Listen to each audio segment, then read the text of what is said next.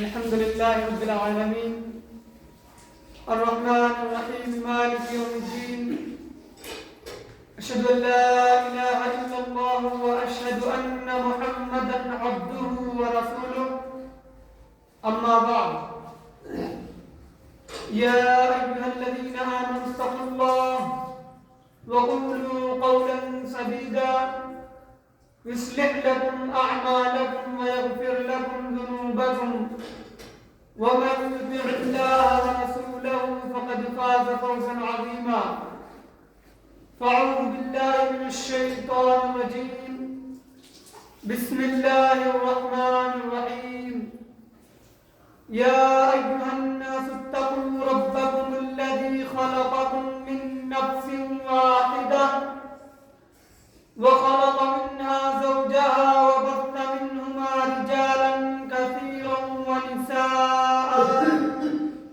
واتقوا الله الذي تساءلون به والأرحام إن الله كان عليكم رقيبا يا أيها الذين آمنوا اتقوا الله حق تقاته ولا تموتن إلا وأنتم مسلمون فإن خير الحديث كتاب الله وخير الهدي هدي محمد صلى الله عليه وسلم وشر الأمور محدثاتها وكل محدثة بدعة وكل بدعة ضلالة وكل ضلالة في النار قال الله تعالى في القرآن المجيد والفرقان الحميد قاف والقرآن المجيد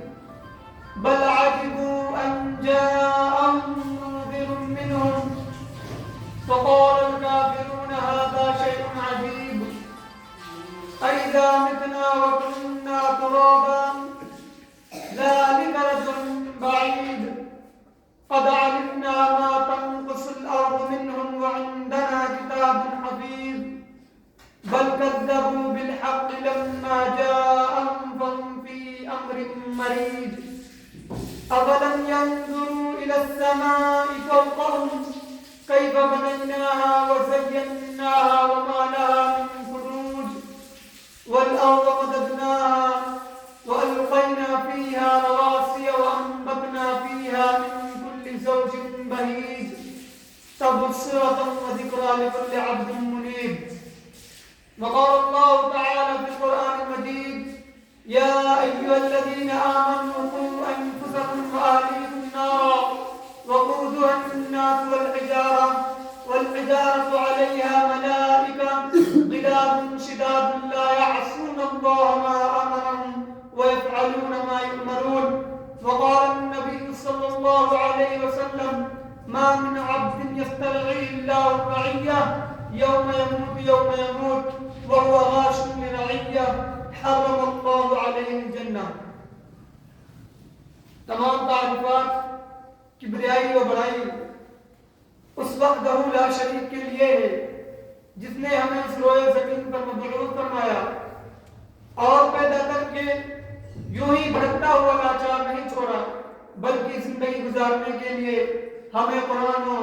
حدیث جیسی نعمت سے نوازا. لاکھوں کروڑوں درود و سلام ہو آپ کے اور ہمارے پیارے حبیب صلی اللہ علیہ وسلم پر. تربیت بتاتی ہے گھر کا ماحول کیسا ہے. نام عبداللہ رکھ لینے سے حق ادا نہیں ہوتی. حاضرین جمعہ میں آج جس عنوان کو لے کر آپ کے سامنے حاضر ہوا ہوں وہ ہے تربیت اولاد. ایک والدین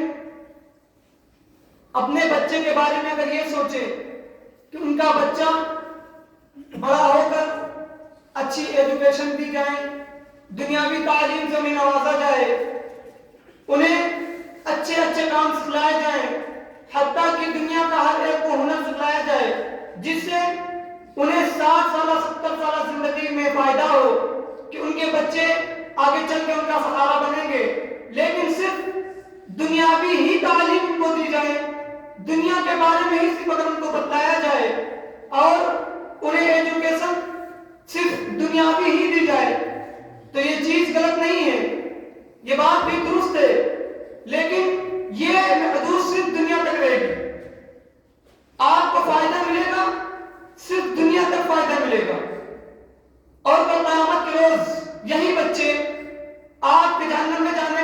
بن جائیں گے.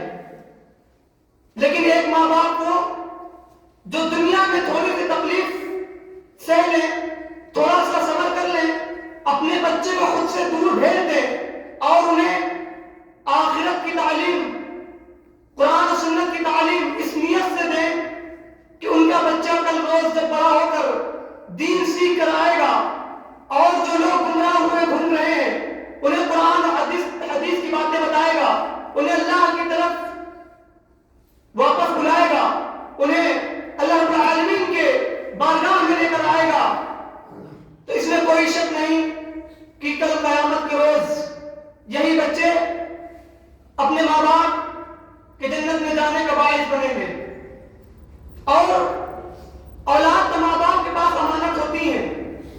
اور اس کی تربیت ان کی بنیادی ذمہ داریوں میں شامل ہے. یعنی ان کے بچے ان کی رعایا ہوتے ہیں اور وہ ان کے ذمہ دار. لہذا ان سے خیر خواہی کرنا اور اللہ رب العالمین کی مرضی کے مطابق ان کی اصلاح اور تربیت کرنا ان پر واجب ہے. اور والدین کو یہ بات بھی اچھی طرح سمجھ لینی چاہیے کہ اپنی اولاد کو صرف کھانا پینا اور لباس مہیا عطا کرنا ہی ان پر فرض نہیں ہے،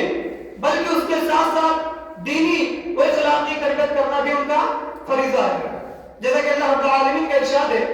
یا ایھا الذین آمنوا قوا انفسکم واہلیکم نارا وقودها الناس والحجارہ علیہا ملائکۃ غلاظ شداد لا یعصون اللہ ما امرهم ویفعلون ما یؤمرون. کہ اے اہل ایمان، تم اپنے آپ کو اور اپنے گھر والوں کو اس آگ سے بچا لو جس کا ایندھن انسان اور پتھر ہے اور جس پر تندخوار سخت مزاج فرشتے مقرر کیے گئے ہیں، اور وہ اپنے اللہ رب العالمین کی نافرمانی نہیں کرتے بلکہ جو اللہ رب العالمین انہیں حکم دیتا ہے وہ اسے بجا لاتے ہیں. اس آیت کریمہ میں اللہ رب العالمین نے اہل ایمان کو ان کی ذمہ داری یاد کرائی گئی ہے، اور وہ یہ کہ وہ اپنی بھی اصلاح کریں اور اپنے گھر والوں کی بھی اصلاح کریں تاکہ وہ سب کے سب جہنم کے عذاب سے بچ سکیں. جیسا کہ عبداللہ بن عمر رضی اللہ عنہ کا حدیث مروی ہے کہ نبی کریم صلی اللہ علیہ وسلم کہتے ہیں، تم میں سے ہر شخص ذمہ دار ہے، تم میں سے ہر شخص ذمہ دار ہے اور ہر شخص سے اس کی ذمہ داری کے بارے میں سوال کیا جائے گا. یعنی وقت کا حکمران ذمہ دار ہے اور اس سے اس کی ذمہ داری کے بارے میں سوال کیا جائے گا. اسی طرح ہر مرد اپنے گھر کا ذمہ دار ہے اور ہر مرد اپنی ذمہ داری کے بارے میں جواب دے گا. اسی طرح ہر عورت اپنے خاوند کے گھر ذمہ دار ہے اور ہر عورت کو اپنی ذمہ داری کے بارے میں سوال جواب دینا ہوگا. اسی طرح ہر ایک انسان ذمہ دار ہے اور کل قیامت کے روز ہر ایک انسان اپنے متعلق جواب دار ہوگا. اس حدیث سے نبی کریم صلی اللہ علیہ وسلم کے حدیث سے معلوم ہوا کہ ہر وہ شخص جس میں اس کے بیوی بچے شامل ہیں ذمہ دار، نگران اور محافظ بنایا گیا ہے. اور وہ یہ محافظ اس لیے بنایا گیا ہے تاکہ وہ خود بھی اپنی اصلاح کریں اور اپنے گھر والوں کو دین سکھائیں، چراغ روشن گھر میں جلائیں تاکہ وہ سب کے سب جہنم کے عذاب سے بچ سکیں. لیکن اگر جو شخص اپنے گھر والوں کو دھوکے میں رکھے اور انہیں دنیاوی تعلیم دے اور آخرت کی تعلیم سے دور رکھے تو نبی کریم صلی اللہ علیہ وسلم کیا قول ہے؟ آئیے سنتے ہیں. نبی کریم صلی اللہ علیہ وسلم نے کہا، ما من عبد یسترعی اللہ رعیہ یموت یوم یموت وهو غاش برعیہ حرم اللہ علیہ الجنہ. ایک وہ شخص جسے اللہ رب العالمین ذمہ دار بنائے پھر وہ اپنی ذمہ داری سے دور بھاگے، اپنی ذمہ داری کو پورا نہ کرے، اپنے گھر والوں کو صحیح تعلیم نہ دے حتیٰ کہ یہاں تک کہ اس کی موت آ جائے تو اللہ رب العالمین کے پیغمبر صلی اللہ علیہ وسلم نے کہا، حرم اللہ علیہ الجنہ، اللہ رب العالمین اس کے اوپر جنت کو حرام کر دیں گے. اسی لیے ضروری ہے کہ خود بھی دین سیکھیں اور اپنی اولادوں کو بھی دین سکھائیں، اپنے گھر والوں کو بھی دین سکھائیں. اور اولاد ماں باپ کی ذمہ داریوں میں سے ہوتے ہیں اور ان کے بچے ان کی رعایا ہوتے ہیں، اسی لیے ان سے خیر خواہی کرنا ان پر واجب ہے. جس طرح سے اولاد آج کل کے دور میں گمراہ ہوتی نظر آ رہی ہے، دین اور دنیا دونوں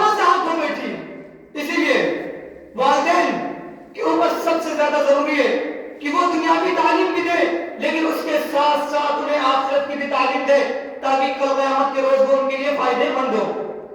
کیوں؟ جیسا کہ حضرت ابو ہریرہ رضی اللہ عنہ سے حدیث مروی کہتے ہیں کہ رسول صلی اللہ علیہ وسلم نے کہا اذا مات الانسان انقطع عنه عمله الا من ثلاث. جب انسان فوت ہو جاتا ہے تو 3 چیزیں صرف جاری رہتی ہیں: صدقہ جاریہ اور علم نافع. وہ علم جس سے لوگ فائدہ اٹھائیں، اور ولد صالح یدعو لہ، نیک اولاد جو ان کے لیے دعا کرتی ہے. اسی لیے اپنے بچوں کو نیکی کی رغبت دلائیں، دین کی باتیں انہیں سکھلائیں، رسول اللہ صلی اللہ علیہ وسلم کی پیاری سنتیں ان کو بتائیں، قرآن کی آیتیں ان کو یاد کرائیں، قرآن کے اوراد کو ان کو پڑھوائیں اور اس کا ترجمہ انہیں سکھلائیں، تاکہ آپ کی موت کے بعد آپ کے بچے کو اتنا معلوم ہونا چاہیے کہ اپنے والدین کے لیے ہمیں دعائیں کیسی کرنی ہے. اور دوسری جگہ نبی کریم صلی اللہ علیہ وسلم نے کہا جب انسان پیدا ہوتا ہے تو فطرتی طور پر وہ مسلمان ہی ہوتا ہے، لیکن اس کے بعد وہ مسلمان رہتا ہے یا نہیں، وہ صحیح مسلمان رہتا ہے یا نہیں، یہ کس کے اوپر ڈیپینڈ ہے؟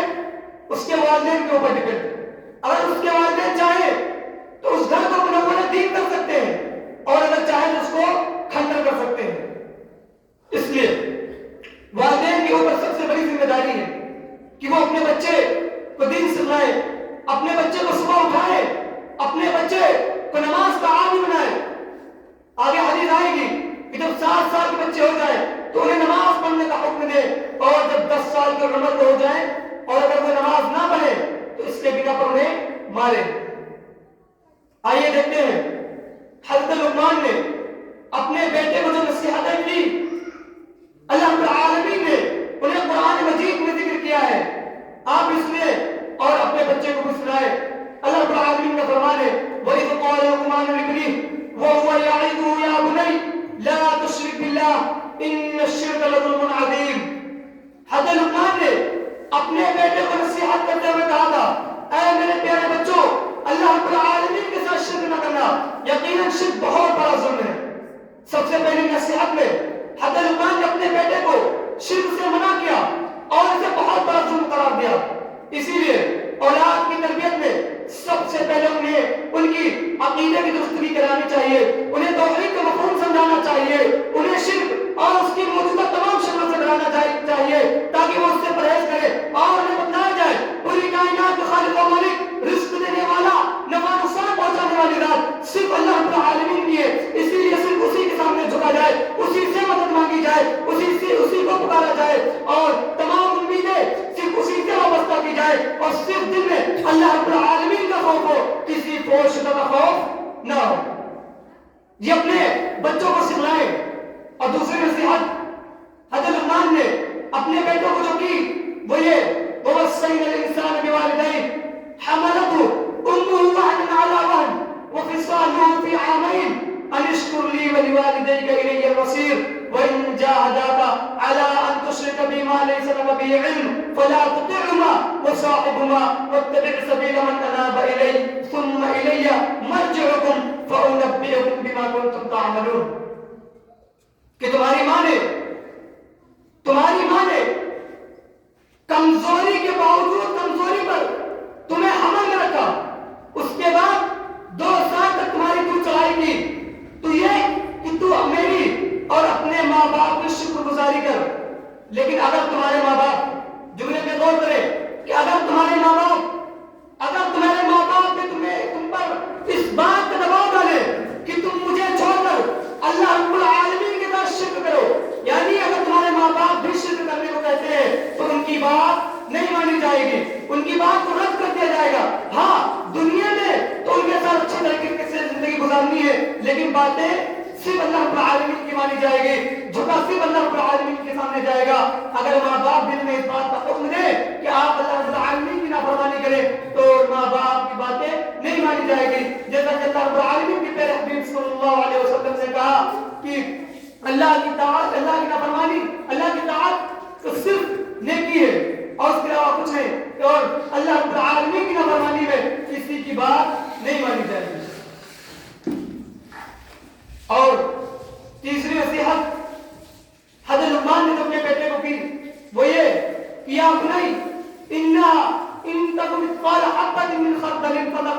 ذرة أو في السماوات أو في الأرض يأتي بها الله إن الله لطيف خبير. کہ اے میرے پیارے بچوں، اگر کوئی چیز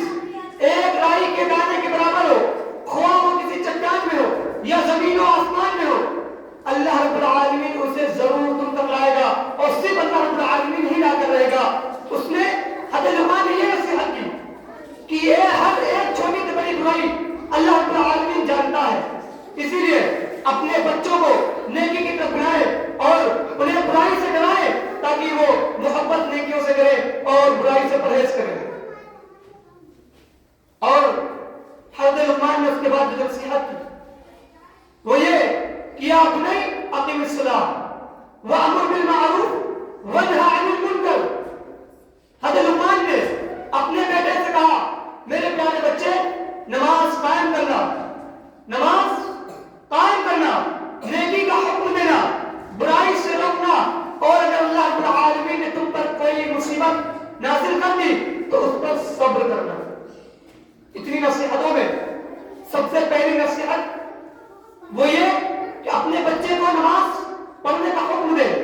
اور خود بھی نماز پڑھے. انہیں طہارت، وضو کے طریقے، نماز کے فرائض ہر ایک چیز انہیں سکھلائے تاکہ وہ نماز صحیح طریقے سے پڑھ سکے اور خود بھی نماز پڑھے. یہ نہ ہو کہ ماں باپ نماز نہ پڑھے اور صرف اپنے بچوں کو حکم دے. تو یاد رکھے اس سے بچوں پر بہت برا اثر پڑے گا کہ ماں باپ خود نماز نہ پڑھے اور صرف اپنی اولاد کو حکم دے نماز پڑھنے کا. حدیث بھی ہے نبی کریم صلی اللہ علیہ وسلم کی کہ آپ کے بچے جب 7 سال کی عمر کو پہنچ جائے تو انہیں نماز پڑھنے کا حکم دے، اور جب 10 سال کی عمر کو ہو جائے تو ان کے بستر جدا کر دے، اور پھر اگر وہ نماز نہ پڑھے تو ان کو اس پر مارو، یعنی مارنے کا حکم دیا گیا. لیکن افسوس کی بات، افسوس کا مقام ہے، اور یہ کہتے ہوئے مجھے خود افسوس ہو رہا ہے، اور یہ واقعہ ہر ایک دن میرے آنکھوں کے سامنے نظر آتا ہے. میں آپ کو بیان کروں کہ ایک ماں، وہ ماں اور اپنے بچوں کے سامنے ایسا کیسے کہہ سکتی ہے، جو میں آپ کے سامنے بھی بیان کروں گا کہ ایک ماں، اس نے مجھ سے دریافت کیا کہ حافظ جی میرے بچے کو ٹیوشن پڑھا دیجیے. تو میں نے کہا کہ میرے پاس تو کوئی ٹائم خالی نہیں ہے، صرف ایک ٹائم ہے میرے پاس جس ٹائم میں آپ کے بچے کو ٹیوشن پڑھا سکتا ہوں. انہوں نے کہا کہ کون سا ٹائم؟ میں نے کہا کہ فجر کا ٹائم ہے، میں فجر کے بعد آپ کے بچے کو پڑھا سکتا ہوں، اس کے علاوہ میرے پاس کوئی ٹائم نہیں. اس ماں کا جواب سنے، اور اگر وہ ماں میری آواز سن رہی ہے تو وہ بھی اپنے جملے میں آج غور کرے اور اپنے آپ اپنے اندر تبدیلی لانے کی کوشش کرے. وہ ماں اپنے بچے کو اپنے بچے کے سامنے کہتی ہے کہ فجر میں میری نیند خراب ہوتی ہے، فجر میں اٹھ نہیں پاؤں گی، میری بچی بیمار ہو جائے گی، صبح کا وضو بنائے گی، میری بچی کو بخار آ جائے گا، میری بچی کی طبیعت خراب ہو جائے گی. اب آپ سوچیں اگر ایک ایسی ماں گھر میں ہو، اگر ایک ایسی ماں جواب دے کہ صبح اٹھنے سے میری نیند خراب ہوتی ہے اور میرے بچے بیمار ہوں گے، تو آپ سوچیں کل قیامت کے روز ان کے بچے ان کے لیے کیا بنیں گے؟ جہنم میں جانے کا باعث بنیں گے یا جنت میں جانے کا باعث بنیں گے؟ حضرت زبیر، ان کی ماں ابو چچا کو نیزہ لگتا ہے، جنگ میں شہید ہوتے ہیں. نبی کریم صلی اللہ علیہ وسلم کہتے ہیں کہ جاؤ زبیر اپنی ماں کو روکو کہ کہیں ایسا نہ ہو کہ وہ صبر نہ کر سکے، وہ صبر نہ کر سکے اور اپنا آقا کھو لے. ان کے بیٹے جاتے ہیں، حمزہ چچا کی لاش پڑی ہوئی ہے، ان کے بیٹے جاتے ہیں اور کہتے ہیں کہ ماں آپ نہ جائیں، اللہ کے نبی نے منع کیا ہے کہ آپ اپنے بھائی کی لاش کو نہ دیکھ پائیں گی، صبر نہ کر پائیں گی. تو اس ماں نے کہا کہ نہ میں تمہاری ماں ہوں اور نہ یہ تمہاری زمین ہے، میں تو ضرور جاؤں گی دیکھنے. پھر وہ جاتے ہیں، نبی کریم صلی اللہ علیہ وسلم کے پاس پہنچتے ہیں اور نبی کریم صلی اللہ علیہ وسلم سے کہتے ہیں کہ وہ مان نہیں رہی ہے اور انہوں نے ایسا ایسا کہا ہے کہ میں تمہاری ماں نہیں اور یہ زمین تمہاری نہیں. تو نبی کریم صلی اللہ علیہ وسلم کہتے ہیں اس ماں کو آنے دو. وہ ماں آتی ہے، اپنے بھائی کی لاش کو دیکھتی ہے، صبر کرتی ہے اور نبی کریم صلی اللہ علیہ وسلم سے کہتی ہے کہ اللہ کے رسول کل قیامت کے روز جب ہر ماں، ہر بھائی، ہر بہن اپنے بھائی کی لاش کو اپنے ہاتھوں میں لیے ہوئے ہوگی، اس وقت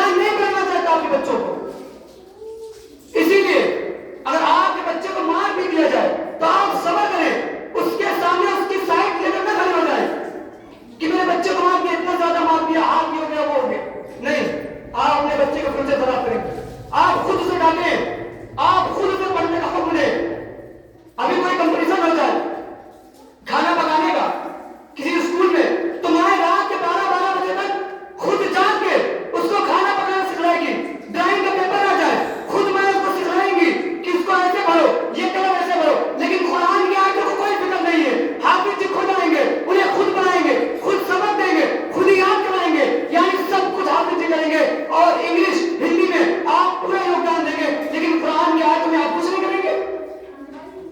ایسے آپ کے بچے سیکھیں گے قرآن، ایسے آپ کے بچے قرآن کی آیتوں کو پڑھیں گے۔ افسوس کی بات ہے تبدیلیاں لائی جائیں، ورنہ کل قیامت کے روز یہی بچے آپ کے جہنم میں جانے کا باعث بنیں گے۔ پھر نبی کریم صلی اللہ علیہ وسلم صرف بچوں کے اوپر سختی نہیں کرتے تھے بلکہ بچوں سے محبت بھی کرتے تھے۔ حضرت ابو ہریرہ رضی اللہ عنہ حدیث مروی ہے، کہتے ہیں کہ نبی کریم صلی اللہ علیہ وسلم نے اپنے بیٹے، اپنے نواسے حضرت حسن کو بوسہ لیا تو ایک صحابی نے عرض کیا، اقرا بن حابس، کہ اللہ کے رسول میرے 10 بچے ہیں اور میں نے آج تک اپنے کسی بچے کو بھی بوسہ نہیں لیا۔ اس پر اللہ کے نبی صلی اللہ علیہ وسلم نے کہا، من لا یرحم لا یرحم، من لا یرحم لا یرحم۔ اگر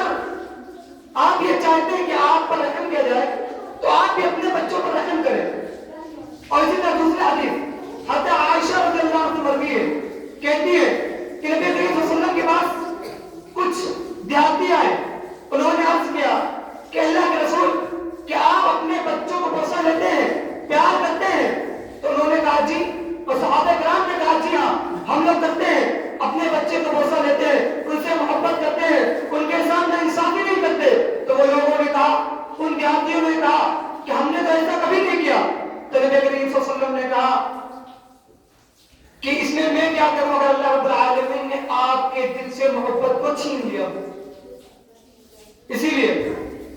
اپنے بچوں سے محبت بھی کیا جائے، انہیں ہر وقت پریشان یا ٹارچر یا مارا نہ جائے، بلکہ انہیں پیار و محبت سے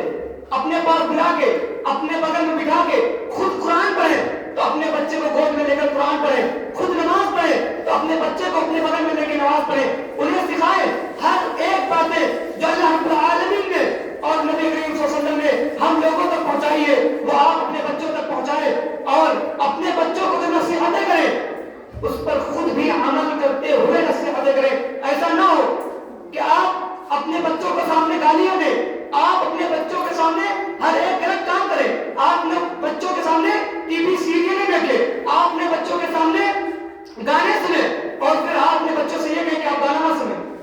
آپ گالیاں دیں اپنے بچوں کے سامنے، پھر آپ یہ کہیں کہ آپ گالی نہ دینا، آپ اپنے بچوں کے سامنے جوا کھیلیں اور آپ اپنے بچوں کو دور رکھیں کہ آپ جوا کھیلیں، تو ایسا کبھی نہیں ہوگا۔ آج نہیں تو کل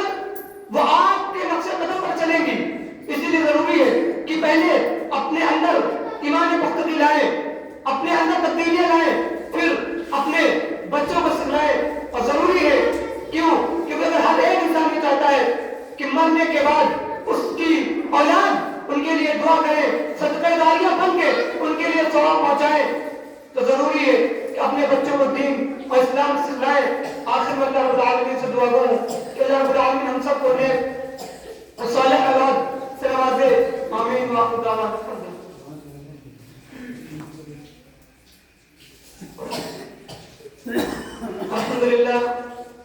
الحمد لله رب العالمين الرحمن الرحيم مالك يوم الدين ربنا آتنا في الدنيا حسنة وفي الآخرة حسنة وقنا عذاب النار ربنا لا تؤاخذنا إن نسينا أو أخطأنا ربنا ولا تحمل علينا إصرا كما حملته على الذين من قبلنا ربنا ولا تحملنا ما لا طاقة لنا به واعف عنا واغفر لنا وارحمنا أنت مولانا فانصرنا على القوم الكافرين لا إله إلا أنت سبحانك إني كنت من الظالمين لا إله إلا أنت سبحانك إني كنت من الظالمين ربي زدني علما ربي زدني علما رب ارحمهما كما ربياني صغيرا رب ارحمهما كما ربياني صغيرا اللهم صل على محمد وعلى آل محمد كما صليت على إبراهيم وعلى آل إبراهيم إنك حميد مجيد اللهم بارك على محمد وعلى آل محمد كما باركت على إبراهيم وعلى آل إبراهيم إنك حميد مجيد إنك أنت ربي سميع الدعاء وأذل وأتم محمد براتب الصبح